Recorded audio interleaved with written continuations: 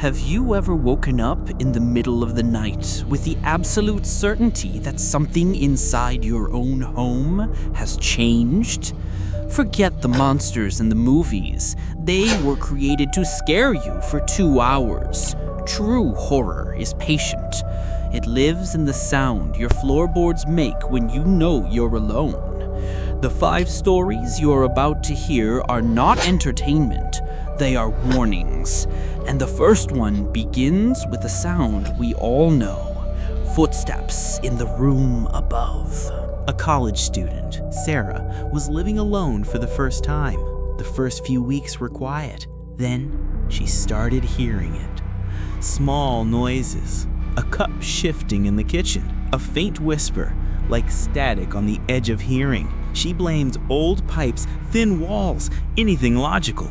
But the feeling of being watched grew heavier each day.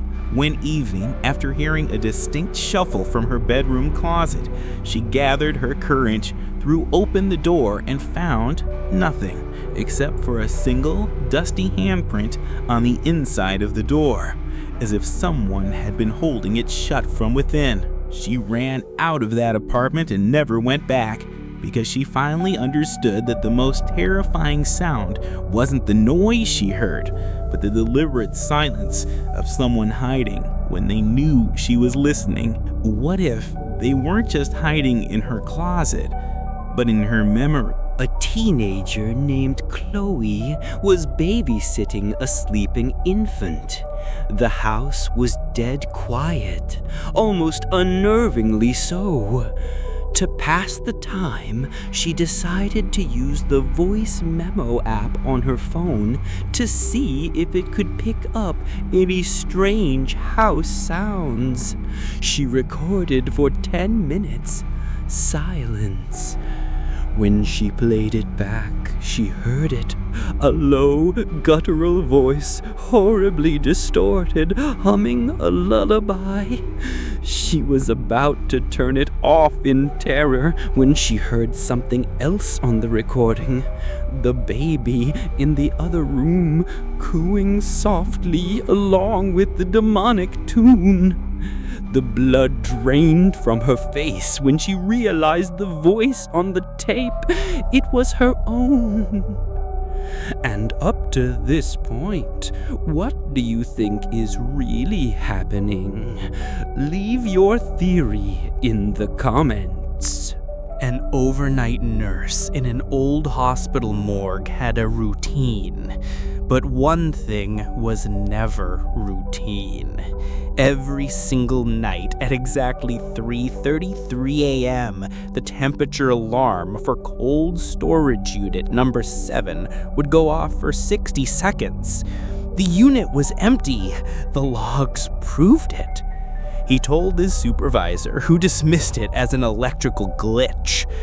But one night, as the alarm blared, he heard another sound. A slow, methodical scratching coming from inside the empty drawer. It wasn't the sound of an animal. It was the sound of a fingernail, patiently carving lines into the cold steel. If you've made it this far, thank you for staying with us. But the worst is yet to come. A trucker named Glenn was driving a desolate stretch of Route 66 when he saw a man on the side of the road and offered him a ride. The man was quiet at first. Then he started to talk. He described the pattern on the wallpaper in Glenn's childhood bedroom.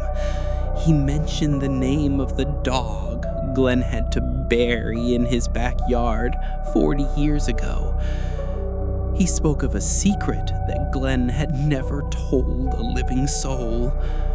Glenn's hands trembled on the wheel. He pulled over, heart pounding, ready to confront this impossible man, but the passenger seat was empty. There was nothing there, except for a small, faded photograph, a picture of Glenn as a child, standing right in front of that house. But who, or what, had just returned the photo? And now, the final file. the reason you are hearing this. These stories, they are not a collection I made. They come from the personal diary of a paranormal investigator who vanished 2 years ago. In his final entries, he wrote that he'd made a terrible mistake. He wasn't tracking separate ghosts or hauntings.